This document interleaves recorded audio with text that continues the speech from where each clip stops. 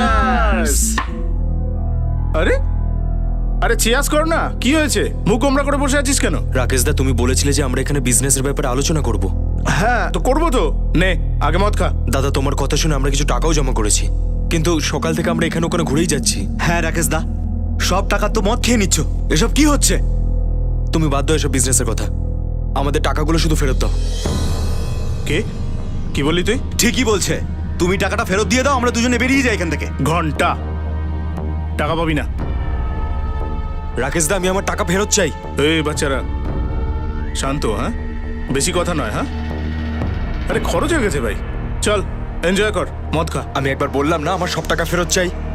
হে দিওয়ারের অমিতাভ বচ্চন, তুই এই জন্য কোথাও দেখাস? যা, পাবি না তোর টাকা, যা করার করে আমার নে। কষ্টের রোজগারের টাকা দেখবো কি করে তুমি আমাকে না দাও? সালা, আমার গায়ে হাত তুললি, আমার উপর দাঁড়া, তোকে দেখাচ্ছি। বন্ধুত্ব আমাদের জীবনের একটা গুরুত্বপূর্ণ অংশ। প্রায়ই আমরা আমাদের খারাপ বা ভালো সময়ে আমাদের বন্ধুদের সঙ্গেই থাকি, কিন্তু এই বন্ধুত্ব যদি কোনো ভুল মানুষের সঙ্গে হয়ে যায় তাহলে আমরা খুব মুশকিলেও ফাঁসতে পারি, কারণ খারাপ সঙ্গের ফল খারাপই হয়।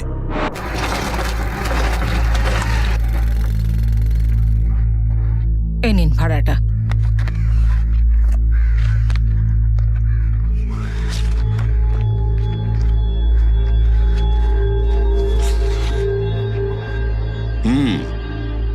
ছেলের নামটা কি? ওর নাম আমান। আমান, আচ্ছা ঠিক আছে। কবে থেকে উধাও? কাল সকালবেলা বাড়ি থেকে বেরিয়েছে স্যার, এখনো বাড়ি ফেরেনি। সব জায়গায় আমি খোঁজ খবর নিয়ে দেখেছি, প্রতিবেশীদের সবাইকে জিজ্ঞাসা করেছি, কিন্তু কেউ কিচ্ছু বলতে পারছে না স্যার। ওর মোবাইলটাও বন্ধ স্যার। ঠিক আছে, আশপাশের পুলিশ স্টেশনে আমি খবর করে দিচ্ছি। মাত্র একদিনই তো, হয়তো বন্ধুদের সাথে কোথাও গেছে, চলে আসবে। কি হয়েছে মা?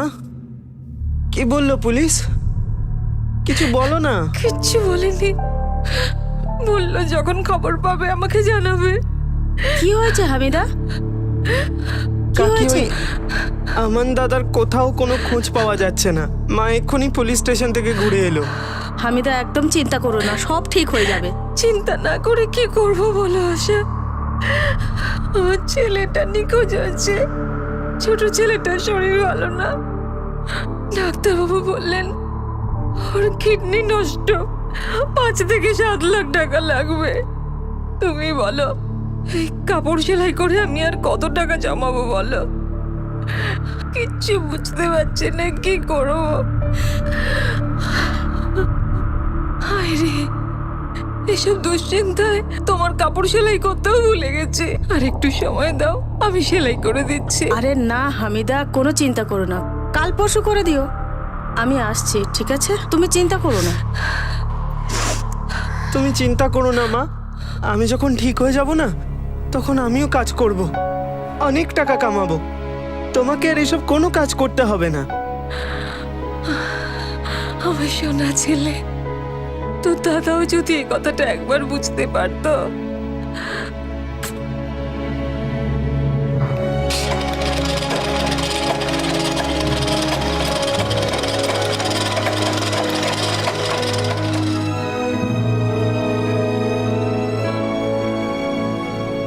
দেখুন, আমরা সাধ্যমতো চেষ্টা করছি। স্যার, 3 দিন হয়ে গেছে আমার ছেলেটা নিখোঁজ, এখনো বাড়ি ফেরেনি। আপনারা যদি এরকম চুপচাপ বসে থাকেন তাহলে কি করে জানতে আমি পারবেন? বলে দিয়েছি না, যখনই কিছু খোঁজ পাবো আপনাকে জানিয়ে দেবো। হ্যাঁ স্যার, আমাদের তো কোনো বড় মানুষের সঙ্গে যোগাযোগ নেই, গরিব মানুষের কোনো দামই নেই আপনাদের কাছে। দেখুন, এইরকম কোনো ঘটনা নয়, আমি আপনার কষ্ট বুঝছি। আমি আশপাশের পুলিশ স্টেশনে ইনফর্ম করে দিয়েছি, আমি যখনই খোঁজ পেয়ে যাবো আপনাকে ফোন করব। আপনি প্লিজ আসুন।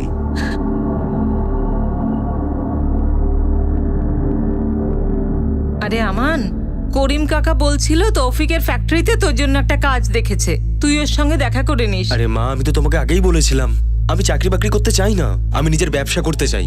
কিন্তু বাবা, নিজের ব্যবসা করতে গেলে অনেক টাকা লাগে, কোথায় পাবি এত টাকা? তুমি চিন্তা করো না মা, সে ব্যবস্থা আমি করে রেখেছি। দেখ বাবা, এই সমস্ত কথা আমাকে বলিস না, যা কিছু করবি ভাবনা চিন্তা করে বুঝে শুনে করবি, ভালো লোকের সঙ্গে করবি। সময় খুব খারাপ বাবা, দেখো মা, আমাদের কাছে খুব কম সময় রয়েছে। ভাইয়ের অপারেশনের জন্য টাকা জোগাড় করতে হবে। কিন্তু বাবা, আরে মা, তুমি দেখো, শহরের সব থেকে বড় হসপিটালে ওর চিকিৎসা করাবো আমি।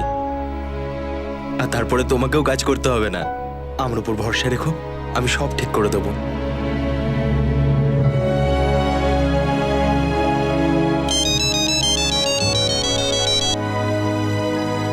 হ্যালো, হামিদা ম্যাডাম বলছেন?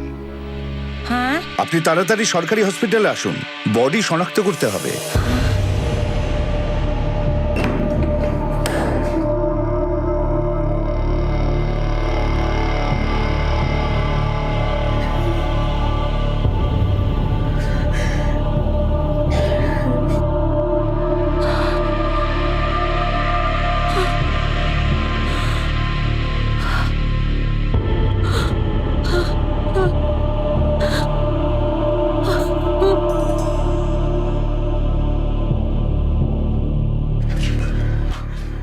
বাবা, ওষুধগুলো খেয়েছিস তুই?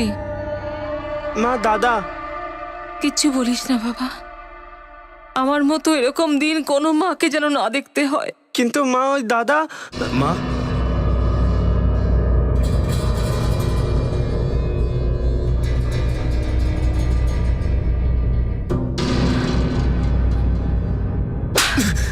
কোথায় চলে গিয়েছিলিস তুই? আমাকে একবার বলে যেতে পারিস রে, কোথায় চলে গিয়েছিলিস তুই? আমরা ভেবে হয়রান হয়ে যাচ্ছিলাম। দুদিন ধরে খেতে পারিনি, ঘুমোতে পারিনি, কিচ্ছু ভালো লাগছিল না। আমান, আমান, কি হয়েছে বাবা তোর? তুই কাঁদছিস কেন বাবা? কি হয়েছে বল আমাকে। ওদের উপর ভরসা করা আমার উচিত হয়নি মা। কি কি কি কি হয়েছে বাবা তোর? কি হয়েছে বল আমাকে। মা, ওই রাকেশ, ও আমার সব টাকা নষ্ট করে ফেলেছে মা। যা, পাবি না তোর টাকা। যা করার করে নে। আমার কষ্টের রোজগারের টাকা আমিও দেখছি, তুই কিভাবে না দিস।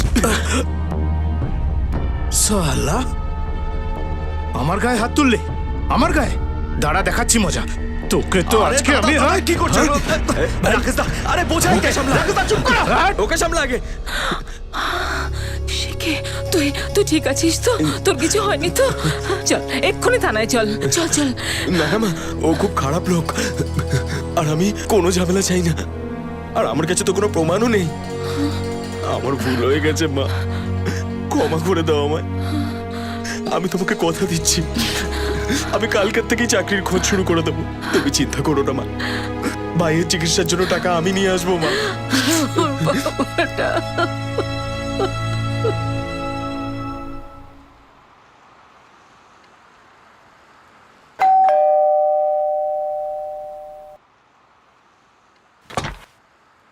আরে আমান, কেমন আছো? আমি ভালো আছি বৌদি।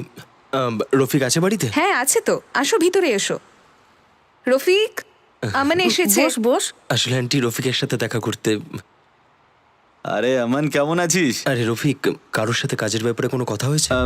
তোর জন্য একটা পারফেক্ট কাজ আছে, কিন্তু তুই ইংরেজি বলতে পারিস তো? হ্যাঁ স্যার, আমি অল্প বিস্তর ইংরেজি বলতে পারি। দায়িত্বের কাজ, কিন্তু খুব সাবধান থাকতে হবে। হ্যাঁ নিশ্চয়ই স্যার, আমি কনফিডেন্সের সাথেই কাজটা করবো স্যার। অভিযোগের কোনো রাস্তা দেবো না আপনাকে স্যার। স্যার প্লিজ একটা সুযোগ আমাকে দিন স্যার। বাইক আছে তোমার কাছে? বাইক তো নেই আমার কাছে। দেখো, এটা কিন্তু ঘোরাঘুরির কাজ, কি করে ম্যানেজ করবে? স্যার আমি হেঁটে করে নেবো স্যার, এই কাজটা আমার খুব প্রয়োজন। আপনার তো টার্গেট ফুলফিল হলেই হলো না, আমি করে দেবো টার্গেট ফুলফিল। ঠিক আছে, কাল থেকে শুরু করো। Thank you sir, thank you.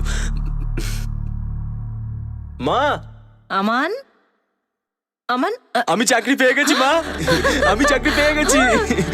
12,000 টাকা মাইনে। কি ভালো খবর শোনালি রে তুই, তোর চাকরি হয়ে গেছে। তোমায় অনেক শুভেচ্ছা দাদা। থ্যাংক ইউ ভাই। আচ্ছা মা, এক্ষুনি আসছি।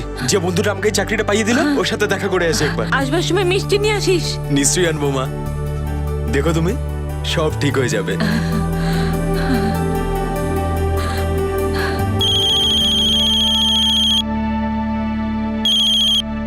হ্যালো। হ্যালো, হামিদা বলছেন?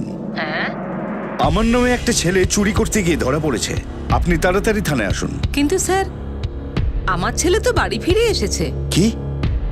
আপনি বলেননি কেন? আমরা এখানে খোঁজাখুঁজি করছি। আপনাদের জন্য না পুলিশের সময় নষ্ট হয়। ক্ষমা করবেন স্যার, ভুল হয়ে গেছে।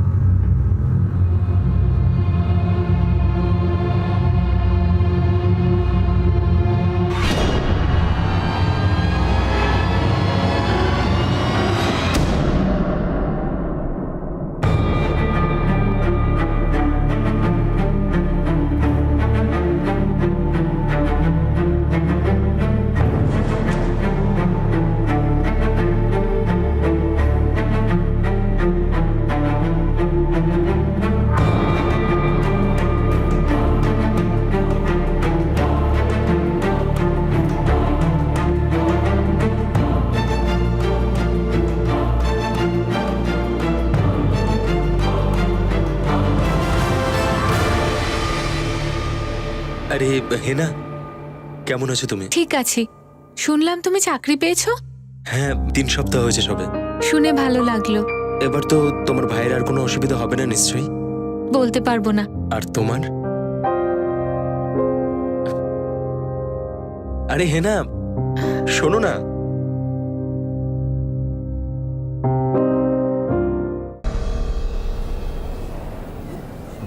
আরে তুই রাকেশকে ফোন করেছিলিস তো? হ্যাঁ ভাই, আমি তো ওকে বলেছিলাম যে যা হওয়ার হয়ে গেছে, এবার তো আমাদের টাকাটা ফেরত দাও। হ্যাঁ ভাই, পরিশ্রমের টাকা এমনিতে তো আসেনি। হ্যাঁ ভাই, ওকে তো বলেছিলাম এখানেই আসতে। জানি না কোথায় আছে। আসবে, কোথায় বা যাবে? পৃথিবীর সব কাজ শেষ করে এখানেই আসতে হবে। আচ্ছা, ওসব ব্যাপার ছাড়। তুই কালকে আমাকে ফোন করেছিলিস, তোর কি কিছু বলার ছিল? আসলে সেরকম কিছু না ভাই। আরে এমনি এমনি তো ফোন করেছিলাম। করবি না, কিছু তো একটা ব্যাপার আছে। কিরে, সব ভালো তো? জামাল তুই? হ্যাঁ আমি আমান, আমি তোর সাথে কিছু দরকারি কথা বলতে চাই। চল বাইরে চল। আমি 1 মিনিটে আসছি।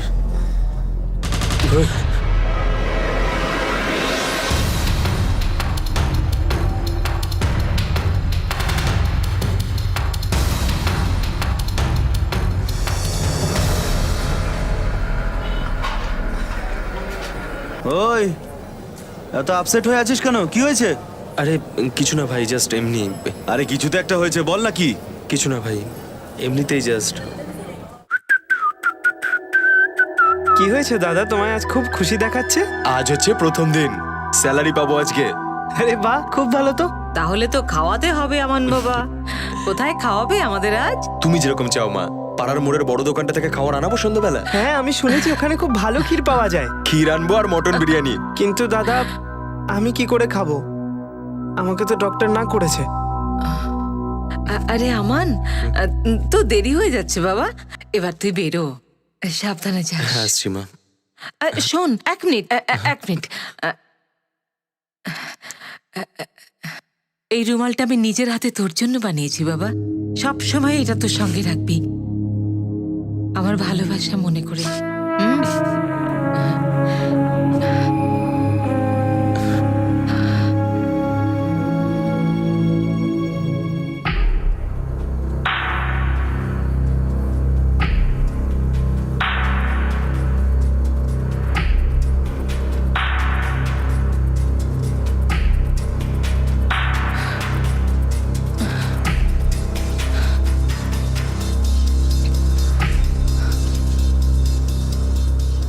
মা, আর একবার চেষ্টা করে দেখো না, হয়তো লাইন পেয়ে যাবে। দেখছি। The number you have called is currently switched off. Please try again later. এখনো বন্ধ বলছে।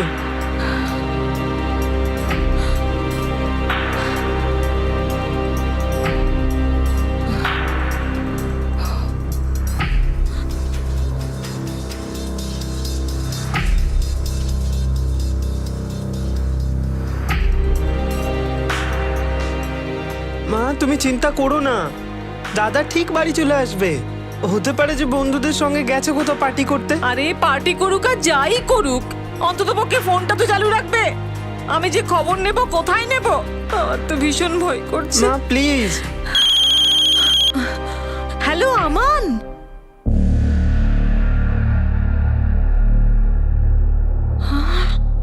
কি হয়েছে মা? কে ফোন করেছে মা?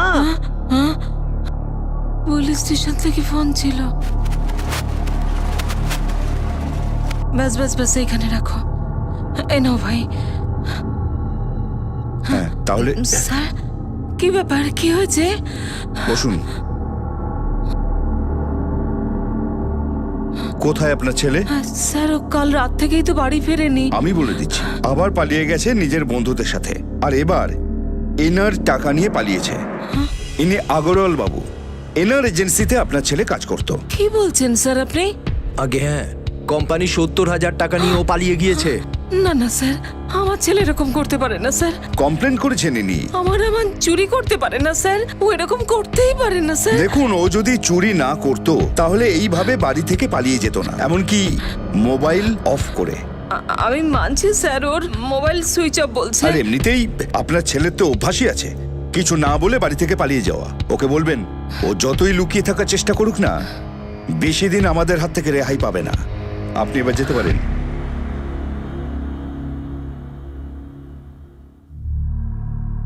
কি হয়েছে হামিদা?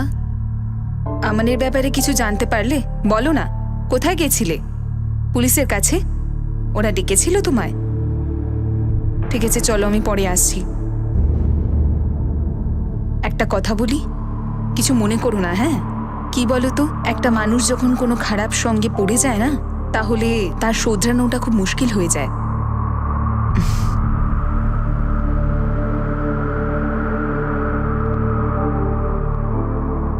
অমন হঠাৎ নিখোঁজ হয়ে গিয়েছিল। এজেন্সির কমপ্লেন অনুযায়ী সে 70,000 টাকা নিয়ে পালিয়েছিল, কিন্তু হামিদা এই কথাটা বিশ্বাস করতে রাজি ছিল না। কিন্তু আমনের সঙ্গে আসলে কি ঘটেছিল? সে কি সত্যিই টাকা নিয়ে পালিয়ে গিয়েছিল, নাকি এই পুরো মামলাটাই অন্য কিছু ছিল? পুলিশের কাছে এটা শুধুমাত্র একটা চুরির কেস ছিল। যেই এজেন্সিতে আমন কাজ করত, তারাও এত সামান্য একটা ক্ষতির জন্য পুলিশের ঝামেলায় পড়তে চাইছিল না। কিন্তু হামিদার কাছে তার ছেলে নিখোঁজ হয়ে গিয়েছে, আর সে তার আশা ছাড়তে রাজি নয়। স্যার, আমার ছেলে স্যার। বসুন আপনি, আমি আসছি। স্যার স্যার, আমার ছেলে কি স্যার, হয়েছে? ছেলে দুদিন ধরে বাড়ি ফেরেনি স্যার, একটু খোঁজ নিয়ে দেখুন না। আরে ভাই, কি হয়েছে ওনার? আরে কোনো ব্যাপার নয় রে, এনার ছেলে চুরি করে পালিয়েছে, কিন্তু ইনি স্বীকারই করতে চান না। এই প্রায় 1.5 মাস আগে উনি মিসিং কমপ্লেন লিখিয়েছিলেন, কিন্তু দুদিনের মধ্যে ছেলে ফিরে চলে এলো। আরে গিয়েছিল বন্ধুদের সাথে মজা করতে। এবার তো ছেলে গায়েব, সেই সঙ্গে যেখানে কাজ করতো সেখান থেকে টাকা চুরি করে পালিয়েছে।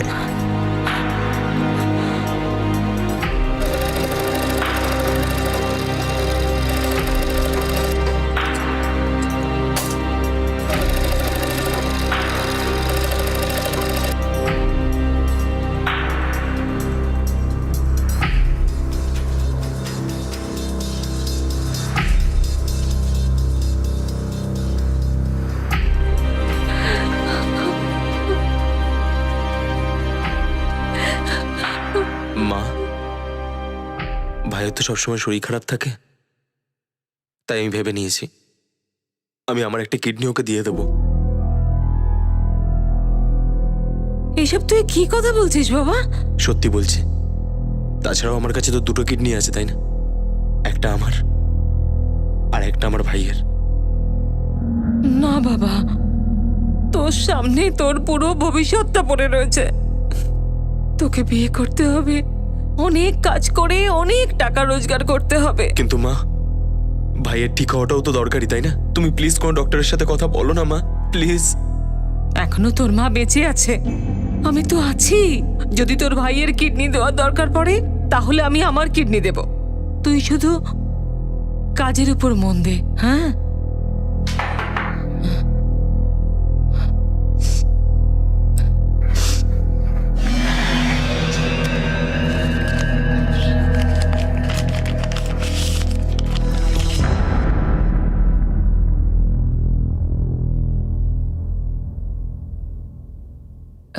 বাবা, তোমাদের এখানে বিল পাওয়া যায় না ওই নাম্বারের সাথে? ওটা পাওয়া যাবে? দেখুন, পাওয়া তো যায়, কিন্তু সেটা আপনাকে দেওয়া যাবে না। এই নাম্বারটা আপনার ছেলের নামে রেজিস্টার্ড আছে, তো ওকেই দেওয়া যেতে পারে। বাবা, বোঝবার চেষ্টা করো। আমার ছেলে অনেক দিন ধরে বাড়ি আসেনি, কোনো খবর পাচ্ছে না। শুধু এই একটাই রাস্তা আছে ওকে খুঁজে পাওয়ার। যদি দাও আমাকে খুব উপকার হয় বাবা, তোমার আরে, ভালো হবে আপনি বাবা। বসুন। আমার মুখের দিকে তাকিয়ে দাও বাবা, আমার ছেলেকে ফিরে পেতে এটুকু sorry, সাহায্য madam. করো বাবা। Any problem? স্যার, উনি ওনার ছেলের আইটেমাইজড বিল চাইছেন। স্যার, এই একটাই মাত্র রাস্তা আছে আমার ছেলেকে খুঁজে পাওয়ার, একটু সাহায্য করুন। অনেক দিন ধরে বাড়ি ফেরেনি। যদি আপনারা এই নাম্বারটা দেন, আমি কোনোদিন আপনাদের সাহায্য ভুলবো না। রাজেশ, দিয়ে দাও। বৈশালী, আমাকে ওই প্রিন্টটা দাও তো। এই নিন স্যার। এই নিন। তোমাদের ভালো হোক বাবা। হ্যালো, আমি আমানের মা বলছি। তুমি আমাদের বন্ধু তো? বাবা, ওর কোনো খবর জানো তুমি? অনেক দিন। ঠিক আছে, আচ্ছা শোন, পরের নাম্বারটা বল তো বাবা। মা, এই নাম্বারটা একবার ট্রাই করো।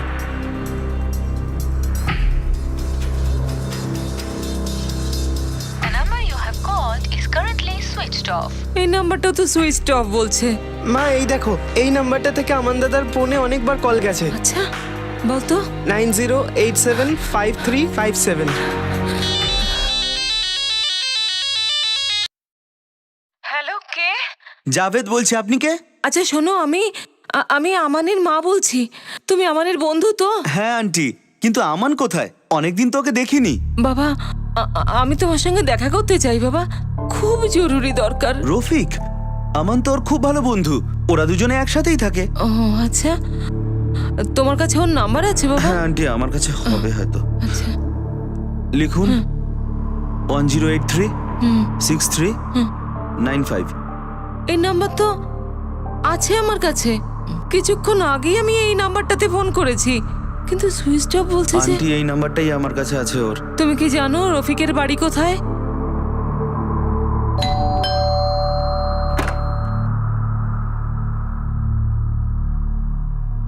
বলুন। আমি আমানের মা। রফিক আছে বাড়িতে? 1 মাস হয়ে গেছে, রফিক ভাইয়ের কোনো খোঁজ নেই।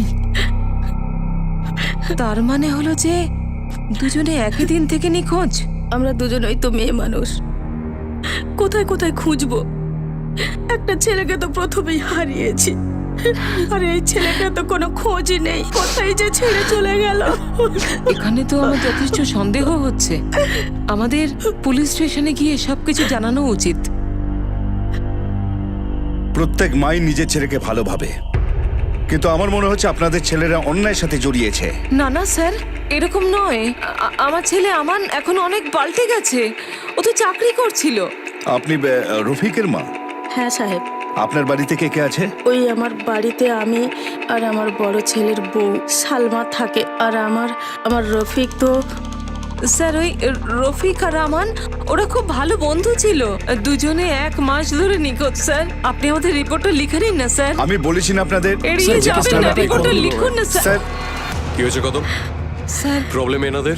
আমার ছেলে আর ওনার ছেলে দুজনে খুব ভালো বন্ধু, ওরা আজ 1 মাস ধরে নিখোঁজ। স্যার আমি স্যারকে বলছিলাম যে ওদের মিসিং ডায়েরিটা লেখার জন্য, কিন্তু স্যার উনি রিপোর্ট লিখছেন না। কেন কদম, রিপোর্ট কেন নিচ্ছ না? স্যার, এর আগেও উনি মিসিং কমপ্লেন লিখিয়েছিলেন। এনার ছেলে বদমাইশ, 2 দিনের মধ্যে বাড়িতে ফিরে আসে, আর যেখানে কাজ করতো সেখান থেকে 70,000 টাকা চুরি করে পালিয়েছে। স্যার কিন্তু এবার তো 1 মাস হয়ে গেছে, আমার ছেলে তো এখনো বাড়ি ফেরেনি। স্যার আপনি নিজেই একবার ভাবুন, একটা ছেলে তার মাকে ছেড়ে, অসুস্থ ভাইকে ছেড়ে 70,000 টাকা নিয়ে চলে যাবে, কিভাবে এমন করবে আপনি বলুন না ঠিক স্যার। আছে, আমরা চেষ্টা করছি। রানে কেসটা দেখে নাও। ওকে স্যার, বসুন আপনারা।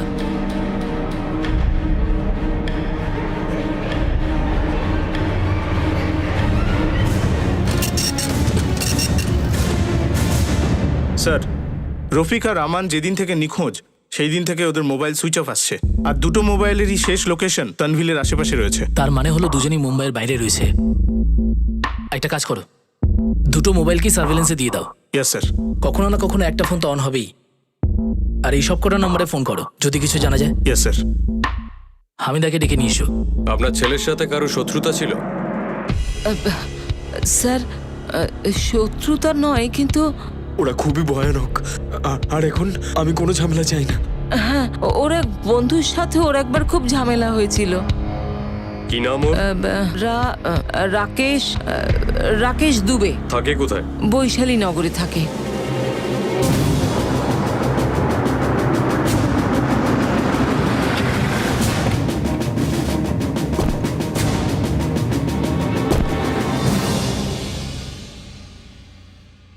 আমান আর রফিক কোথায়? আমি কি করে বলবো স্যার?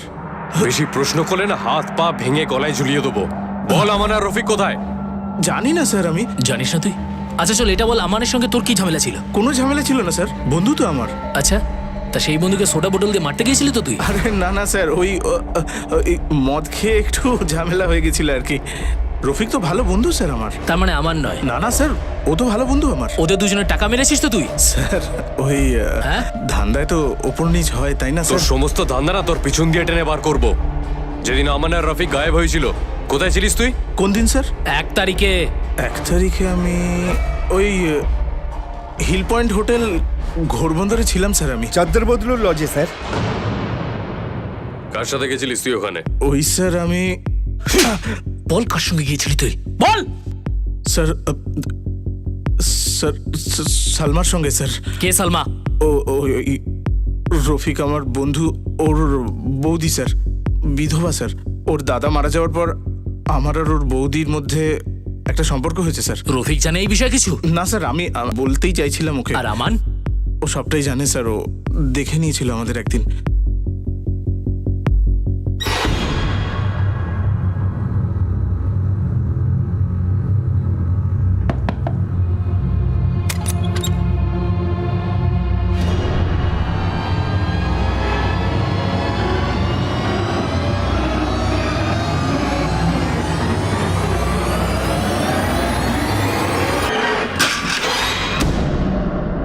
কতক্ষণ ছিলিস তোরা কোথায় স্যার? ওই লজে? ও স্যার ওই সকাল 10টা থেকে রাত 8টা পর্যন্ত ছিলাম। সত্যি বলছিস তো? স্যার মিথ্যে বলবো কেন? Sir 1 minute sir. স্যার আমানের মোবাইলে কোনো হিনা নামের মেয়ের অনেকগুলো ফোন এসেছে। এই হেনাকে পুলিশ স্টেশনে নিয়ে আসো, আর ওই লজের সিসিটিভি ফুটেজ চেক করো। দেখো এই রাকেশ সত্যি বলছে কিনা। Okay sir. কবে থেকে চেনো আমানকে? অনেক দিন থেকে স্যার।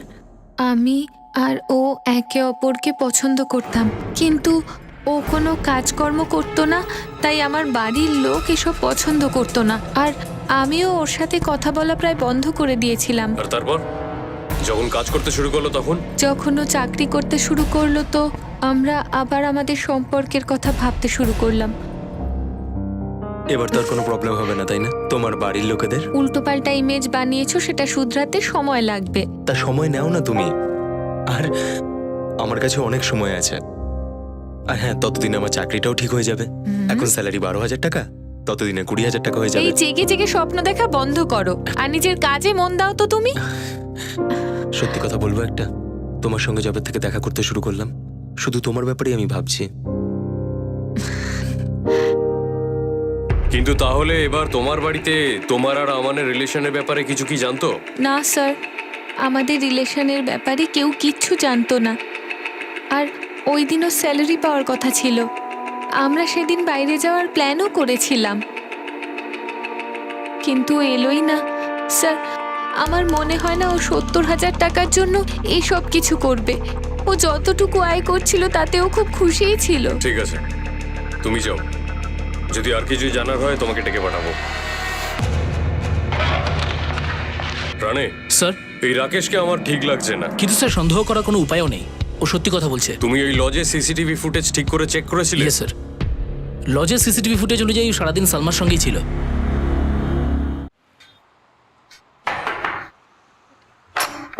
আমান,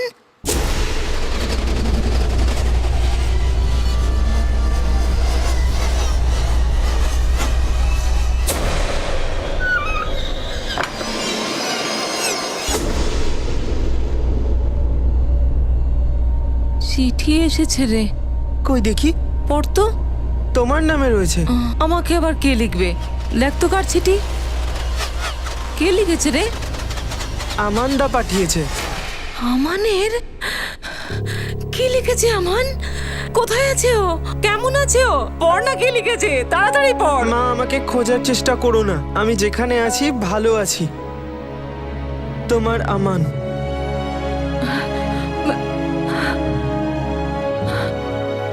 স্যার, এটা আমার ছেলে আমানের হাতের লেখাই নয়। আপনি দেখুন না এটা, এই দেখুন। ম্যাচ তো করছে না। স্যার, এই চিঠি নিশ্চয়ই অন্য কেউ লিখেছে। হ্যাঁ স্যার, এই এনভেলপে পোস্ট অফিসে কোনো স্ট্যাম্প নেই। তার মানে কেউ আমাদের জেনে শুনে বোকা বানানোর চেষ্টা করছে। কিন্তু কে আর কেন? স্যার আমানের মোবাইলটা আজকে একবার অন হয়েছিল স্যার। পুলিশ স্টেশনে আমানের ছবি পাঠাও। Yes sir.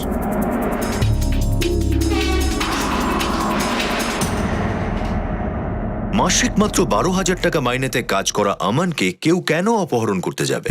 কিন্তু রফিক আর আমান কোথায় গিয়েছে? নাকি তাদের পাঠানো হয়েছিল? আর সে কে ছিল যে পুলিশের তদন্ত ভুল পথে চালিত করতে চাইছে? পুলিশ যখন এই সমস্ত প্রশ্নের উত্তর খুঁজছে, তখন একটা খবরে এই কাহিনীতে নতুন মোড় এনে দিল। পনভেল পুলিশ শহরের বাইরে একটা ডেড বডি পেল, যার সঙ্গে রফিকের আধার কার্ড ছিল।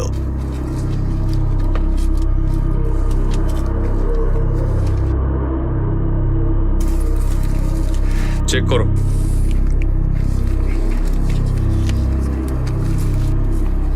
স্যার বডিটা রফিকেরই। এই দেখুন আর আধার কার্ড। বডিটাকে পোস্টমর্টমে পাঠাও। রানে, স্যার হতে পারে এই আমান আর রফিকের মধ্যে কিছু একটা ব্যাপার নিয়ে ঝামেলা হয়েছিল, আর সেই জন্য আমান রফিককে মেরে দিল। হ্যাঁ স্যার। আর স্যার ঝগড়ার কারণ এটা হতে পারে আমান হয়তো রফিককে সালমা আর রাকেশের অ্যাফেয়ারের ব্যাপারে কিছু বলতে চেয়েছিল, আর এই কারণে রফিকের মাথা খারাপ হলো, তাই ও ঝগড়া শুরু করে দিল। কিন্তু স্যার প্রশ্নটা এখন সেটাই রয়েছে যে আমান কোথায়। রানে, আমার মনে হচ্ছে এই কেসটা যেমন দেখতে লাগছে ঠিক সেরকম নয়। আমান 70,000 টাকা নিয়ে পালিয়ে গেল, তারপর ওর বাড়িতে চিঠি এলো যেটা ওর হ্যান্ডরাইটিং নয়, আর তারপর রফিক মারা গেল। কিছু তো একটা আছে যেটা মিসিং, কিছু তো আছে যেটা আমাদের খুঁজে বার করতে হবে। স্যার আমাদের মোবাইল আবার সুইচ অন হয়েছে পুনেতে। কোনো ফোন করা হয়েছিল ওই ফোন থেকে? কোনো ফোন নেই, কোনো কল নেই, কোনো মেসেজ নেই, কিচ্ছু নেই। একটা কাজ করো স্যার রাকেশের পিছনে আমাদের খোঁচরকে লাগিয়ে দাও, আমি ওর প্রত্যেকটা মুভমেন্টের খবর চাই। ওকে স্যার, চলো।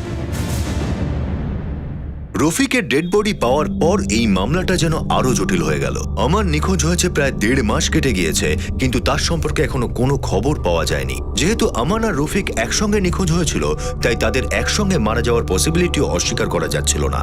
কিন্তু আমান যে মারা গিয়েছে সেই বিষয়ে কোনো জোরালো প্রমাণ এখনো অবধি হাতে আসেনি। এই কেসটা একটা কোল্ড কেস হওয়ার রাস্তায় হাঁটছিল, কিন্তু পুলিশ আশা ছাড়তে রাজি ছিল না। এই গোটা মামলায় তাদের সবচেয়ে বেশি সন্দেহ রাকেশের উপর ছিল। পুলিশ রাকেশ আর এই মামলায় যুক্ত প্রত্যেক ব্যক্তির উপর কড়া নজর রাখতে শুরু করলো। স্যার স্যার রাকেশের ব্যাপারে তো বাকি সবকিছু ঠিক আছে, কিন্তু একটা ব্যাপার খুব অদ্ভুত। কি?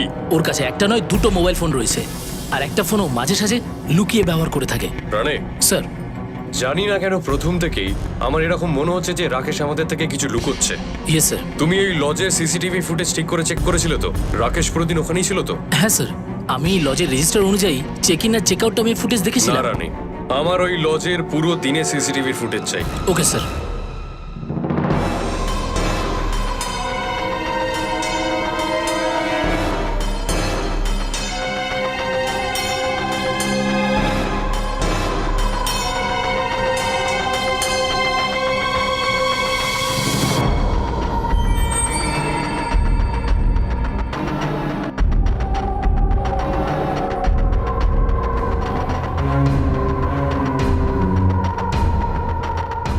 দেখলে প্রায় 4 ঘন্টা পরে ফেরত এলো।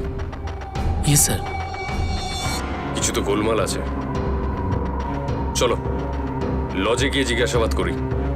স্যার আমি শুধু খাওয়ার অর্ডার নিয়ে গিয়েছিলাম। কি কি খাবার নিয়ে গেছিলে? এখন স্যার আমার মনে পড়ছে না। ওনাদের কিচেন অর্ডার টিকিটটা নিয়ে এসো। ঠিক আছে স্যার। স্যার শুধু 2টো রুটি? হ্যাঁ স্যার, 2জন মানুষের পক্ষে এটা তো খুব কম অর্ডার। আর কে ছিল রুমে? স্যার ওই মহিলার দরজা থেকেই প্লেটগুলো নিয়ে নেয়। তখন লোকটা মনে হয় বাথরুমে ছিল। ছেলেটাকে দেখেছিলে তুমি? না স্যার, কিন্তু বাথরুম থেকে জল পড়ার আওয়াজ আসছিল। ঠিক আছে, তুমি যাও। Okay sir. রানে, স্যার এই রাকেশ আর সালমা দুজনকে পুলিশ স্টেশনে নিয়ে আসো।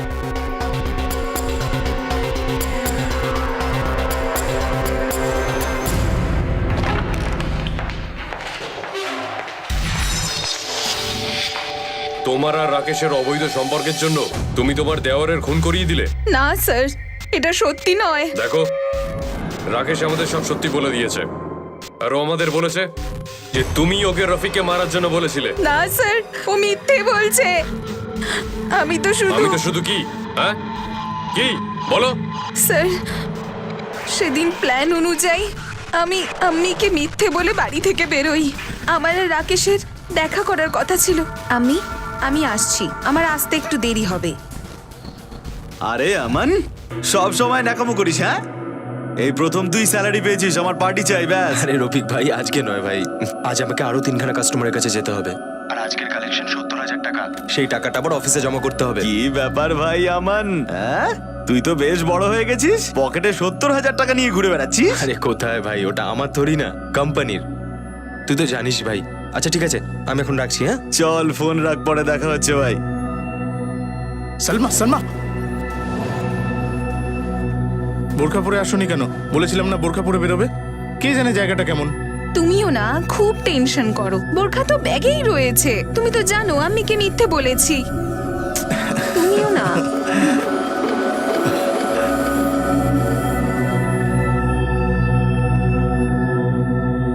সালমা, আমি ভাবছিলাম একটা ব্যবসা করব, তাহলে এরপরে কোনো চিন্তা থাকবে না। রাকেশ, আমানকে তো চেনোই তুমি। হ্যাঁ, কেন, কি হয়েছে? আমি ভাবছিলাম যে তুমি ওর মতো কিছু একটা চাকরি করো। মাথা খারাপ হয়েছে তোমার? লটারি লেগে গেছে ওর। পকেটে 60-70 হাজার টাকা নিয়ে ঘোরে, আর আজ ওর পকেটে 70 হাজার টাকা ছিল। সেই জন্যই তো রফিক ওর কাছে পার্টি চাইছিল। তুমিও করো না। আমি একটা ফোন করে আসছি। হ্যাঁ,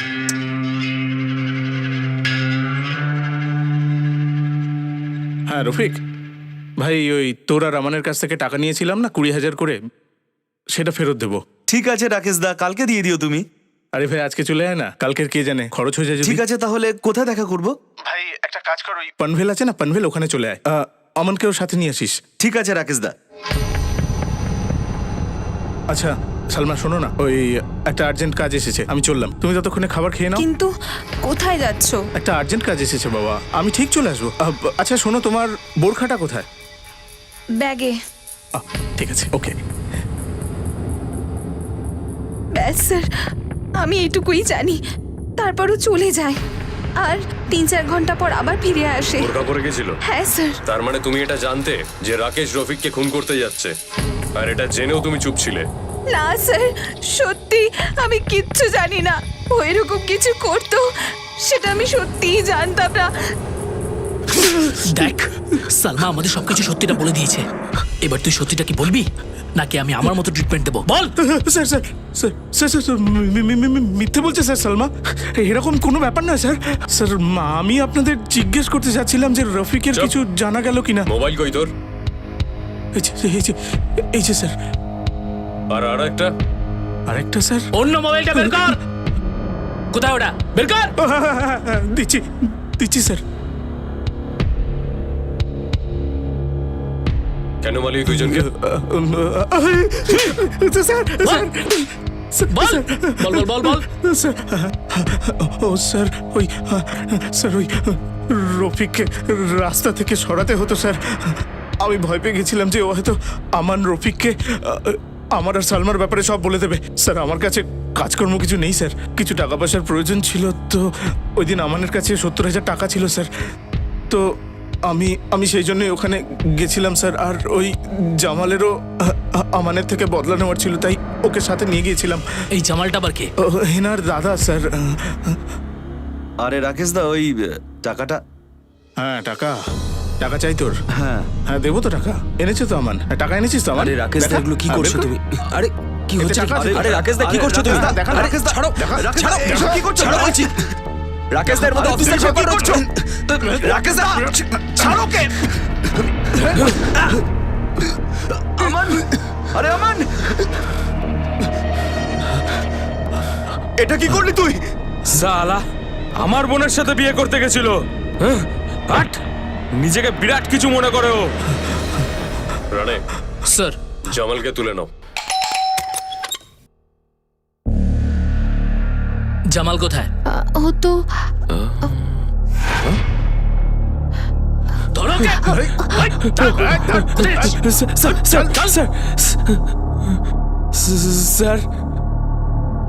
স্যার ওই আমার বোনের সাথে বিয়ে করতে চেয়েছিল।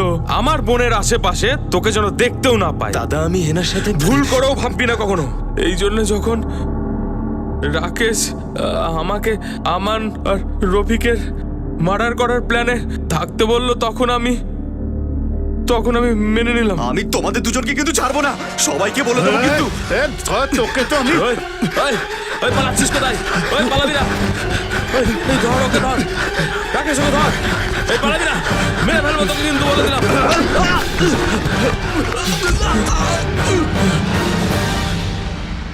আমানের লাশটা কোথায়? ওখানে জঙ্গলেই মাটিতে পুঁতে দিয়েছি ওকে।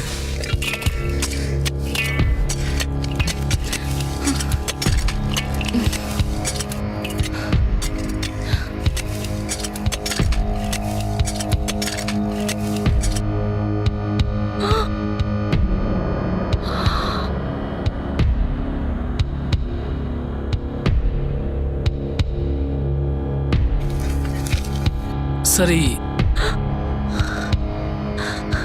এই রুমালটা চেনেন আপনি?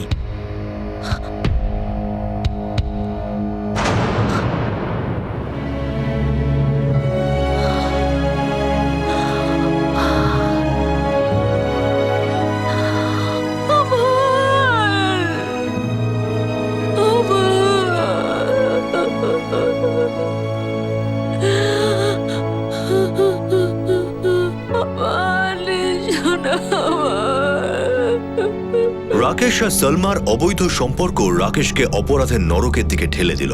অন্যদিকে আমান আর হেনার জীবন জামালের ক্রোধের কারণে শেষ হয়ে গেল। যদি জামাল এই সম্পর্ক মেনে নিতে নাই পারে তাহলে কথা বলে এই সমস্যার সমাধান করা যেত।